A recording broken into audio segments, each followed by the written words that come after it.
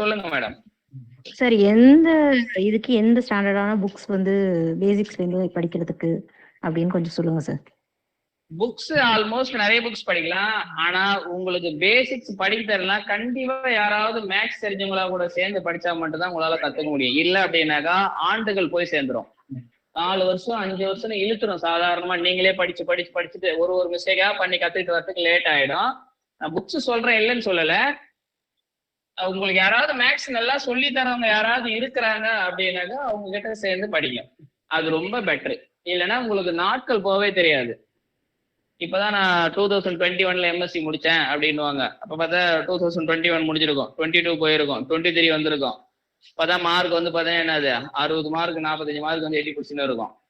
அப்படி அடுத்த வாட்டி உங்களுக்கு கிளிக் ஆகணும் ஆகும், இல்ல ஆகல அப்படின்னாக்கா மறுபடியும் எழுத்துரும். அப்ப சாதாரணமா இந்த எக்ஸாமுக்கே 3-4 வருஷம் ஓடிக்கிறோம். அதங்காட்டி ஒரு சுச்சுவேஷனே மறுபடியும் வேண்டாம்னு விட்டுரும். அது மாதிரி டைம் கொஞ்சம் இதுவாயிடும். யாராவது மேக்ஸ் தெரிஞ்சவங்களா கூட சேர்ந்து படிங்க. நான் இங்க வந்து படிங்க அப்படின்னு நான் யாரும் எதுவுமே சொல்லவும் கிடையாது. நீங்க பாருங்க, பார்த்துட்டு உங்களுக்கு என்ன தோணுதோ செய்யுங்க. லீனியர் அல்ஜிப்ராவுக்கு பேசிக்கான புக்கு என்ன புக்கு? அந்த புக்கு பேரு ஃப்ரீட்பர்க் தானே? ஸ்பெல்லிங் கரெக்டா பாரு. FRIED BRG. ஆமா, ஃப்ரீட்பர்க் புக். ஃப்ரீட்பர்க் அர்னால்டுன்னு வரும். பேசிக்கான புக்கு இந்த புக்கு. என்னப்பா? ஃப்ரீட்பர்க் அதுல 3-4 ஆத்தர் வருவாங்க. எல்லாம் ஒரே புக்கு தான் அது. ஃப்ரீட்பர்க் அண்ட் அர்னால்டு, அப்புறமேட்டுக்கு ஸ்டீஃபன் வரும் நினைக்கிறேன். சரி, ஓகே. எனிவே இந்த புக்கு மெயினா படிங்க. இது ரொம்ப பேசிக்கா எலிமெண்டரியா இருக்கு அந்த புக்கு. ரெண்டாவது வந்து பாத்தீங்கன்னா ஆஃப்மேன் குன்சே படிங்க. ஆஃப்மேன் குன்சே தான் நினைக்கிறேன். ஆஃப்மேன் கென்னத் ஆஃப்மேன் ரே குன்சே. அந்த கென்னத் ஆஃப்மேன் புக் பாருங்க. இன்னொன்னு டன்ரைட் நினைக்கிறேன். டன்ரைட் அந்த புக்கு ஒண்ணு இருக்குது. அது கொஞ்சம் இன்டர்வியூக்கு போறதுக்குலாம் அது தேவைப்படும். ஸோ பேசிக்கா ஒரு புக்கு இந்த புக்கு நல்லா ஸ்டாண்டர்டா படிங்க. இந்த புக்கு வந்து பாத்தீங்கன்னா கொஞ்சம் ஹையரா இருக்கும். இது இந்த இன்டர்வியூக்கு இந்த புக் எல்லாம் தேவைப்படும். இது படிச்சீங்கன்னா இது ரெண்டையும் படிக்கலாம். அப்புறம் உங்களுக்கு Algebra done right by Axler, third one. Third one algebra done ரைட்டா? சும்மா நீங்க லீனியர் அல்ஜிப்ரா டன் ரைட்னு சொன்னாவே வரும். உங்களுக்கு கூகுள் அந்த வாய்ஸ் இருக்குது இல்லையா, உங்களுக்கு என்ன லீனியர் அல்ஜிப்ரா அப்படி போட்டீங்கன்னாவே டன் ரைட் புக் வரும். பிடிஎஃப் எல்லாத்துக்குமே பிடிஎஃப் அவைலபிலிட்டி உண்டு. அல்ஜிப்ரா ஓகே, லீனியர் அல்ஜிப்ரா இது ஓகே. இத லீனியர் அல்ஜிப்ராவில் ஒரு 45 மார்க் மினிமம் வந்து பாத்தீங்கன்னா 40ல இருந்து 55க்குள்ள வரும்பா. லீனியர் அல்ஜிப்ரா மட்டும் நல்லா பார்த்துட்டு போங்க எக்ஸாமுக்கு. அப்ஸ்ட்ராக்ட் அல்ஜிப்ராவுக்கு மெயினா நீங்க படிக்க வேண்டிய புக்கு அப்ஸ்ட்ராக்ட் அல்ஜிப்ரா வந்து பாத்தீங்கன்னா கேலியன் புக்கு தான். கேலியன் புக்கு ரொம்ப மெயினான புக்கு. இன்னும் கொஞ்சம் ஒரு லெவல் கூடுதலா வரணும்னாக்கா டமிட்டன் ஃபுட் புக் படிங்க. அது கொஞ்சம் ரொம்ப, ஏன்னா அடுத்த ரிசர்ச்சுக்கு போனீங்கன்னா டமிட்டன் ஃபுட் அதெல்லாம் அல்ஜிப்ரா புக்கு தான், அது படிங்க. அப்புறம் விஜய் கே கண்ணான்னு ஒரு புக்கு இருக்கும். ஆனா பேசிக்கா இந்த புக்கு நீங்க வாங்கிடணும். இதுல வந்து ரிங் தியரி நல்லா இருக்கும். இந்த புக்ல ரிங் தியரி, குரூப் தியரி சில ஃபர்ஸ்ட் ஒரு சில சாப்டர் தவிர மீது எல்லாமே நல்லா இருக்கும். இந்த புக்கு படிங்க. கூட டமிட்டன் ஃபுட் புக் ஒன்று வச்சுங்க. ரெண்டுமே ஃபாரின் ஆத்தர் புக்கு தான். அல்ஜிப்ராவுக்கு மீதி ரியல் அனாலிசிஸுக்கு நிறைய புக் இருக்கு. ஸ்டாண்டர்டா 2 புக் வச்சுக்கணும். மற்றது நீங்க நிறைய புக் படிக்கணும். ரியல் அனாலிசிஸ்க்கு வந்து பாத்தீங்கன்னா நாங்க ஃபாலோ பண்றது வந்து பாத்தீங்கன்னா ராபர்ட் பாட்டில் தான். பாட்டில் புக்கு தான் நாங்க ராபர்ட் பாட்டில் தான் படிக்கிறோம் மெயினா. நான் 2-3 புக்கு மேல ஃபாலோ பண்ணுவேன். ராபர்ட் பாட்டில் ஃபாலோ பண்ணுவேன், ரூடின் புக்கு ஃபாலோ பண்ணுவேன். ஏன்னா என்ட்ரன்ஸ் எக்ஸாம்லாம் இதுல இருந்து எக்ஸசைஸ் அப்படியே கேட்பான் ரூடின். அப்புறம் Kumaresan sir book algebra real analysis by Kumaresan இருக்கும். ஸோ அந்த புக்கும் நல்லா தான் இருக்கும். அவர் எழுதிக்கிற புக்கும் நல்லா தான் இருக்கும். அதெல்லாம் ப்ராப்ளம் ஓரியன்டா இருக்கும். மெயினா மாப்பா புக்கு எஸ்கே மாப்பா இது காம்படிட்டிவ் ஓரியன்ட் எக்ஸாம் ஓரியன்டா கேட்பாங்க. இந்த புக்கும் வாங்கு. இதுல எந்த புக்கும் வாங்க முடியல அப்படின்னா கூட இந்த புக்கும் வாங்கு. அது மெயினான புக்கு. டோபாலஜிக்கு ஸ்டாண்டர்டா மங்கர்ஸ் புக்கு தான், அதை தவிர நீ மெட்டீரியல் நிறைய பார்த்துக்கோ. டோபாலஜிக்கு மங்கர்ஸ். நான் வேற என்னத்துக்கு வேணும்? காம்ப்ளெக்ஸ் அனாலிசிஸுக்கு பொன்னுசாமி சார் புக்கு ரொம்ப ஸ்டாண்டர்டான ஒரு புக்கு, அது போதுமானது. காம்ப்ளெக்ஸ் அனாலிசிஸ் பை பொன்னுசாமின்னு இருக்கும். காம்ப்ளெக்ஸ் அனாலிசிஸ் பை பொன்னுசாமி, அவர் புக்கு போதுமானது. இல்ல அப்படின்னாக்க வேணும்னா இன்னொரு புக் இருக்குமே, அல்போர்ஸ் கொஞ்சம் லெவல் கொஞ்சம் கூடுதலா இருக்கும். சர்ச்சில் புக் பேசிக்கான புக்கு. ஆனா எக்ஸாம் பாயிண்டட் ஓரியண்டா பாத்தீங்கன்னா காம்ப்ளெக்ஸ் அனாலிசிஸ் பை பொன்னுசாமி. ஏன்னா அவர் காம்ப்ளெக்ஸ்ல இருந்து ரொம்ப ஸ்பெஷலிஸ்ட்ன்றதுனால அந்த எக்ஸாம் பாயிண்ட் ஓரியண்டா ப்ராப்ளம்ஸ் நிறைய கொடுத்துருப்பாரு எக்ஸசைஸ்ல. காம்ப்ளெக்ஸ் அனாலிசிஸ் பை பொன்னுசாமி அந்த புக்கு பாத்துக்கா. நீது ஓடிபிடி எல்லாம் என்ன புக்கு? அது ஒரு ராஸ் பெல்டம் ராஸ்னு ஒரு புக் ஒன்று இருக்கும். பிடிக்கு அது எனக்கு தெரியல, வேணா குரூப்ல போடுறேன், எனக்கு புக் நேம் தெரியல எனக்கு. டிம்மின் தான் நினைக்கிறேன், நான் தான் எடுத்து கொடுத்தேன் அந்த புக்கு, டிம்மின் நினைக்கிறேன். ரைசிங் கனியானிமான் ஏதாவது ஒண்ணு போ. அதெல்லாம் வந்து பாத்தீங்கன்னா அந்த சிஎஸ்ஆர் எக்ஸாம் மெயின் கிடையாது, அது இந்த சிவில் சர்வீஸ் எழுதுறாங்க இல்லையா, அதுக்கு மேபி அந்த புக்கு செட் ஆகும். ஸோ எனக்கு தெரிஞ்ச இப்ப இந்த எக்ஸாம்ல இந்த பேப்பரு காம்ப்ளெக்ஸ் அனாலிசிஸ் இது மூணுமே ஓரளவு கான்சென்ட்ரேட் பண்ண ஈஸியா பாஸ் பண்ணிடலாம். பார்ட் ஏ மினிமம் ஒரு 4-5 கொஸ்டின் வர மாதிரி அட்டன் பண்ணுங்க. ரொம்ப பார்ட் ஏல போய் உட்காந்துட்டு இருக்காதீங்க.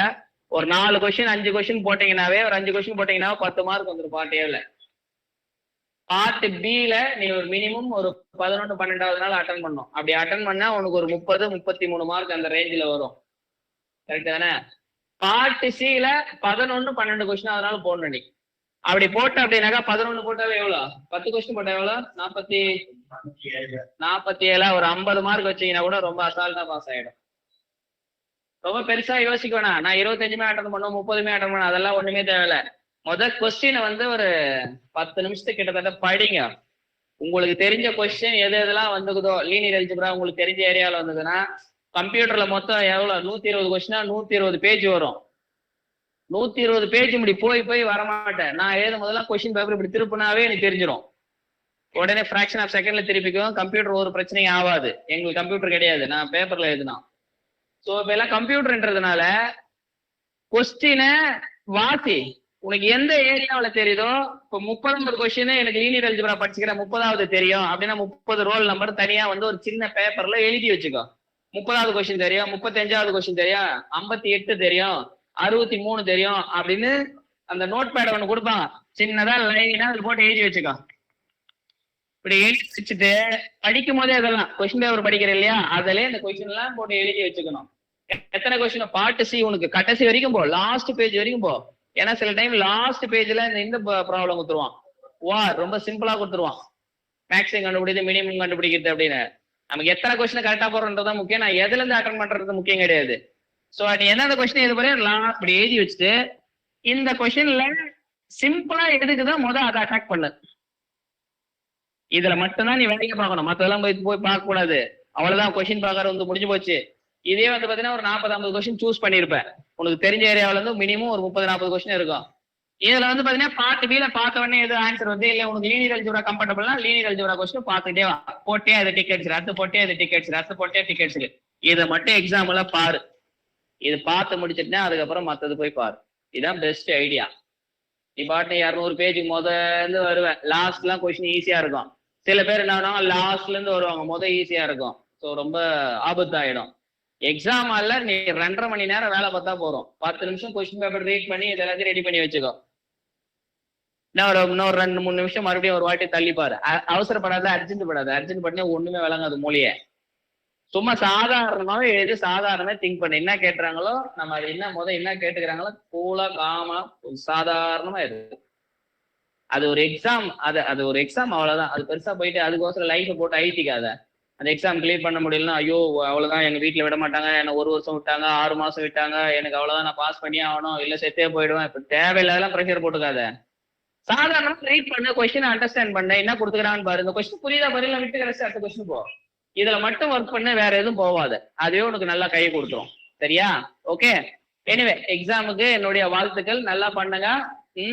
பண்ணிட்டு இந்த வாட்டி எல்லாம் எக்ஸாம் ஜேஆர்எஃப் நெட் இது மாதிரி குவாலிஃபை பண்ணிட்டு நல்ல இன்ஸ்டியூட்ல போய் ஜாயின் பண்ணுங்க. என்னுடைய மனமார வாழ்த்துக்கள். சரியா?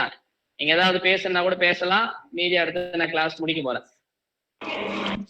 சார் சொல்லுங்க. சார் இப்போ ஜெனரலா ஒரு கொஸ்டின் டவுட்டுங்க சார். ரேங்க் கண்டுபிடிக்கிற ஒரு சம்ல வந்து கேபிட்டல் ஆர் போட்டு ஒரு ரேங்க் கொடுத்திருக்காங்க, ஸ்மால் ஆர் போட்டு ஒரு ரேங்க் கொடுத்திருக்காங்க சார். ரெண்டுத்துக்கும் என்ன வித்தியாசம்? ஜஸ்ட் அந்த கொஸ்டின்ல நோட்டேஷன் அவ்வளவுதான். ரேங்க் வந்து பாத்தீங்கன்னா ஸ்மால் ஆர், அது ஒரு நம்பர், ஸ்மால் ஆர்னு கூப்பிடுவாங்க, அவ்வளவுதான். ஓகேங்க சார். நம்பர் தான். ரேங்க் வந்து பாத்தீங்கன்னா 3. இப்ப வந்து பாத்தீங்கன்னா ரேங்க் ஆஃப் A = R1 அப்படின்னா அதனுடைய ரேங்க் வந்து R1. R1ன்றது 1 இருக்கலாம், 2 இருக்கலாம், ஏதோ ஒரு நம்பர், அவ்வளவுதான். ஓகேங்க சார். ஓகேங்க சார். சரி, வேற யாராவது பேசணுமா, கேட்கணுமா? சார் இதே மாதிரி ஒரு ஜெனரல் டவுட் தான் சார். சார் இந்த லாஸ்ட் 2 டிஜிட் வந்து எல்லாத்துலயுமே எப்பவுமே கேட்டுட்டே தானே சார் இருக்காங்க. ஆமா. நம்ம வந்து அந்த ஏக்கும் என்னக்கும் ஜிசிடியா இருந்தது அப்படின்னா ஆயிலஸ் ஃபார்முலா வச்சு போட்டுடலாம் சார். ஜிசிடி 1 இல்லாத மாதிரி கேட்டுட்டாங்கன்னா சார், இப்ப எங்களுக்கு அன்னைக்கு நேத்து போடும்போது 2/2019 அப்படி கொடுத்துருந்தாங்க சார். அதனால நான் 3க்கும் 100க்கும் ஜிசிடி எடுத்து போட்டுட்டேன். சப்போஸ் இதே 2 பவர்ல கேட்டிருந்தாங்கன்னா என்ன சார் பண்றது? அது ஒரு பேட்டர்ன் வரும். 2 பவர் 4 அப்படியே ரிப்பீட்டேஷன் வந்துகிட்டே இருக்கும். அது விவேக் சார் நடத்துற நான் சொல்லியிருப்பேன். அது 2 பவர் 4 அப்படின்னா மறுபடியும் 4 6 8 மறுபடியும் 4 6 8 மறுபடியும் 4 6 8 அப்ப 4 ரீட் ஆகும். அதான் உங்களுக்கு மாடல் எடுக்கிறது. Sir last digit okay, last 2 டிஜிட்டுக்கும் அதே மாதிரியே பண்ணிர முடியுங்களா சார்? அது மாதிரி பண்ண முடியாது. லாஸ்ட் 2 டிஜிட்டுக்கு உங்களுக்கு அந்த ஆயிலர் ஃபி ஆஃப் 100 இல்லையா, 100க்கு 40 வரும். 40க்கு குறைவா இருந்ததுன்னா நீங்க கால்குலேட் பண்ணி தான் போடணும். 40க்கு மேல இருந்தது அப்படின்னாக்கா ஒரு வாட்டி மாடுலாவில் ரீட் பண்ணிக்கலாம். இப்போ ஒரு நம்பர் பவர் 500 அந்த 50 கொடுத்துக்கிறாங்கனாக்கா மாடுலாவில் ரீட் பண்ணீங்கன்னா 40க்கு தான் ரீட் பண்ண பை ஆஃப் என்னும் போது, அப்ப 40க்கு ரீட் பண்ணீங்கன்னா அப்ப அந்த நம்பர் பவர் 10 வரைக்கும் நீங்க போட்டுதான் ஆகணும். எக்ஸாக்டா பண்ண முடியாது. அது வந்து பாத்தீங்கன்னா குரூப் தியரினுடைய அப்ளிகேஷன். சரி, என்ன வேற?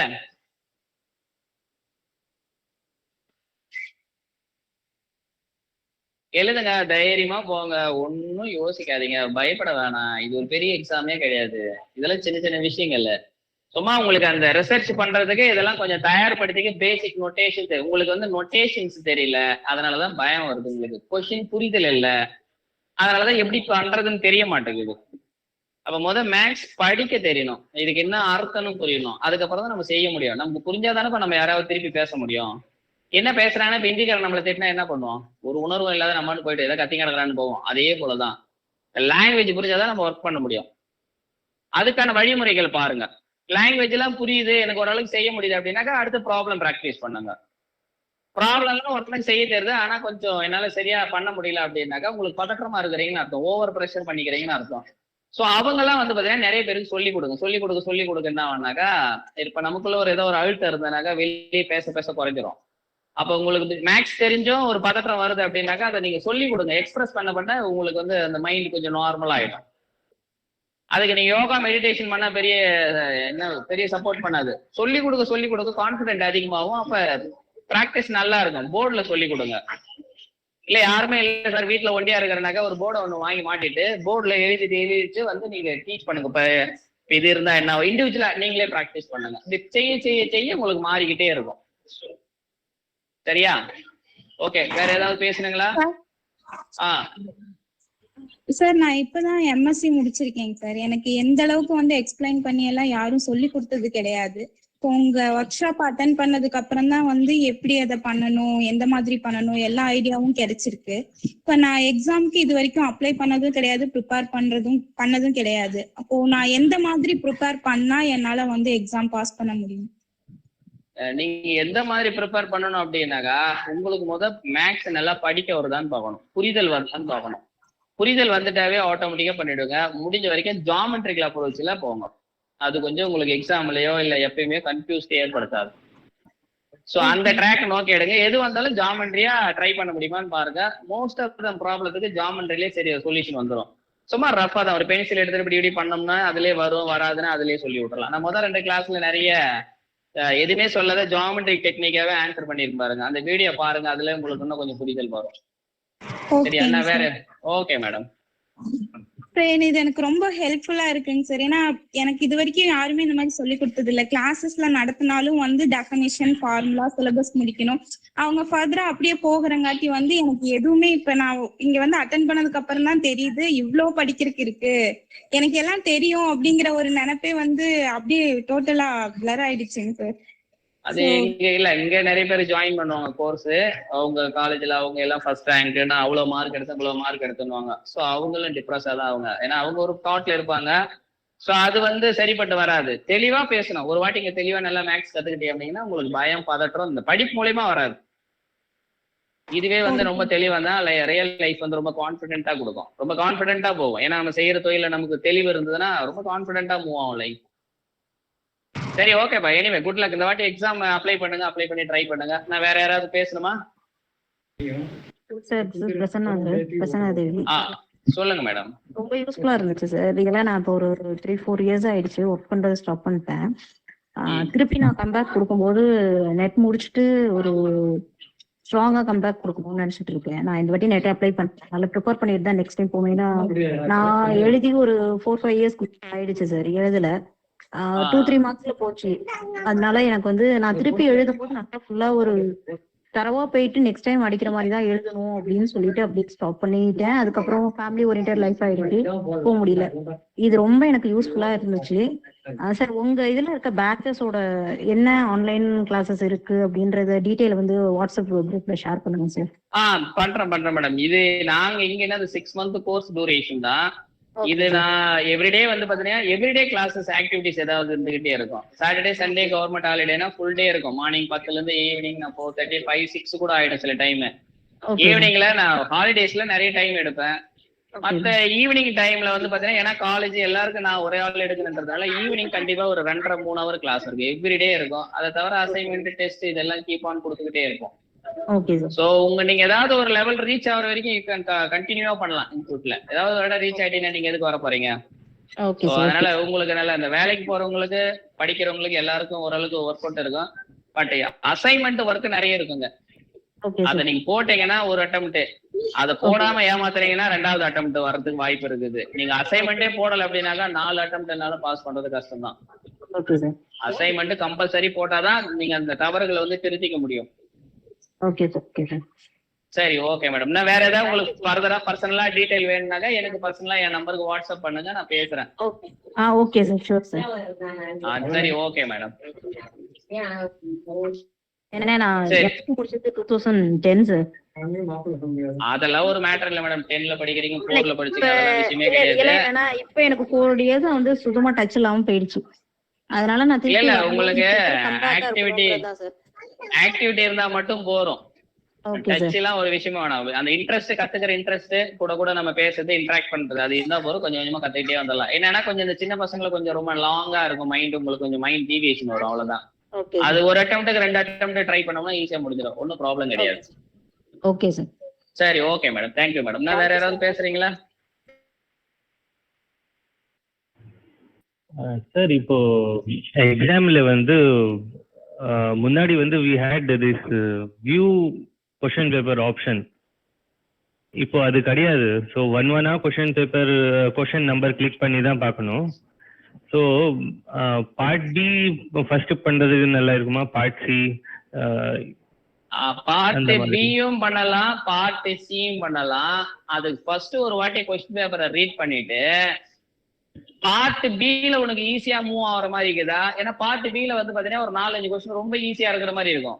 அப்ப நீ அந்த பதற்றத்துல 4-5 கொஸ்டின் கரெக்டா போட்டனாக்கா உனக்கு பயங்கர கான்பிடென்ட் வரும். அப்ப பார்ட் பி முடியும். இனி பார்ட் பி, பார்ட் சி ஏதாவது பண்ணு, டசன்ட் மேட்டர். ஃபர்ஸ்ட் 1/2 மணி நேரம் உன்னை ஹாப்பியா வச்சுக்கிறது எந்த கொஸ்டினோ அதுல பண்ணு, அதுக்கப்புறம் பண்ணிக்கலாம். நீ பார்ட் சி தான் நம்ம பண்ணணும்னு சொல்லினா பார்ட் சில எடுத்த உடனே 2-3 கொஸ்டின் டைட்டா வச்சுட்டான் அப்படின்னாக்கா அதை ஒர்க் பண்ணவே 3/4 மணி நேரம் ஆகும், ஸ்டில் ஆன்சர் கிடைக்கலாம், அப்செட் ஆயிடுவேன்.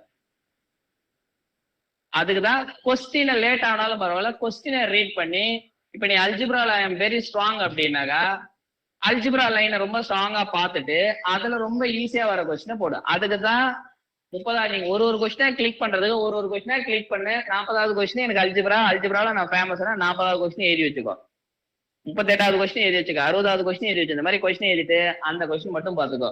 இன்னும் ஸ்பெஷலா வேணும் அப்படின்னாக்கா அந்த நம்பர் போட்டுட்டு ஏ போட்டுக்கு அல்ஜிப்ரா, அந்த நம்பரை போட்டு எல் போட்டுக்கு லீனியர் அல்ஜிப்ரா, ரியல் அப்படின்னு பார்த்துட்டு உனக்கு எது ஃபேவரா இருக்குதோ அப்படி பண்ணு, ஈஸியா போவோம். இது வந்து இந்த கேமே வந்து மைண்ட் செட் கேம் தான்.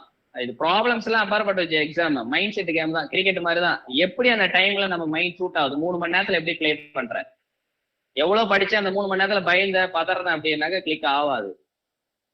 நம்ம இது மைண்ட் செட் கேம். படிக்கிறது பேட்டரே கிடையாது. நீங்க நிறைய பேர் படிச்சிருக்கலாம், 4-5 அட்டெம்ப்ட் கொடுத்துருப்பீங்க, ஓரளவுக்கு சேர்த்து வச்சிருப்பீங்க. மைண்ட் வந்து சரியா இல்லை, சரியா ஒர்க் பண்ணல, மாற்ற 3-4 ப்ராப்ளம் வந்து உனக்கு சரியா கம்ப்ளீட் பண்ண முடியல ஆன்சர்னாவே அங்கேயே பதற்றத்தை கொடுத்துரும். அதுக்கப்புறம் எடுக்கிறதுக்கு லேட் ஆகும். அதுக்குதான் தெரிஞ்ச ப்ராப்ளத்தை போடுங்க. ரொம்ப தெளிவா படிக்கும் போதே சில தெரியும், ரேங்க் நைட்டி தியரம் யூஸ் பண்ணி போடுற மாதிரி 1-2 இருக்கும். அப்படியே சும்மா டக்குன்னு ஒரு 5-6 ப்ராப்ளம் போட்டினாவே உனக்கு 5-6 ப்ராப்ளம் கைக்கு வந்த உடனே மைண்ட் அதுங்காட்டி ஒரு 1/2 hour ஆயிருக்கும். மைண்ட் வந்து அந்த பதட்டத்தெல்லாம் குறைச்சு நார்மலா கொண்டு வரும். அப்புறமேட்டுக்கு மூவ் ஆகிக்கலாம். சிஸ்டம் ஏதாவது ஃபால்ட்னாலும் பெருசா ஒன்னும் வரி பண்ணாத.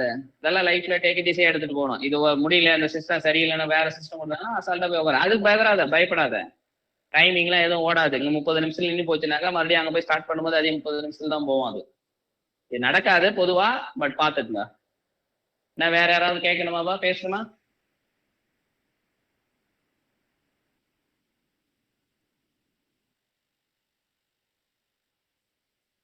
சரி, okay. Anyway all the best. நல்லா பண்ணிட்டு வாங்க, பார்க்கலாம். இது okay? Okay, bye bye. Thank you sir. Thank you.